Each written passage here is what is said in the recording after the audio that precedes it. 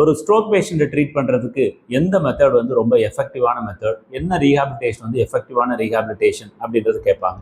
அவர்னால ஒரு செயல் செய்ய முடியலை, நம்ம பேசிவாக இன்னொருத்தங்க செய்து விடுறாங்க, இல்லை ஏதாவது ஒரு பொசிஷன் வச்சு அப்படியே வச்சிடுறாங்க. ஸோ இது வந்து இம்ப்ரூவ் பண்ணுமா, இல்லை வேறு ஏதாவது ஆக்டிவாக பண்ணணுமா அப்படின்னு கேட்டோம் அப்படின்னா, ஒரு ஜென்ரலாக ஒரு மூளை நரம்பு பாதிப்பு ஏற்படுது அப்படின்னா ஒரு குறிப்பிட்ட ஒரு இயக்கத்தை மட்டும் பாதிக்கலை, ஒரு பக்கம் ஒரு சைடு ஆஃப் உடம்பையே பாதிக்குது. ஸோ அப்படி பாதிக்கும் பொழுது மூளை நரம்புக்கு வந்து ஒரு டாஸ்க்கை கொடுத்து தான் அதை சரி பண்ணணும்.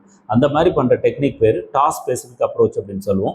அந்த டாஸ்க் ஸ்பெசிஃபிக்காக நீங்கள் டீச் பண்ணும்போது மட்டும்தான் அவங்க சரியாவாங்க.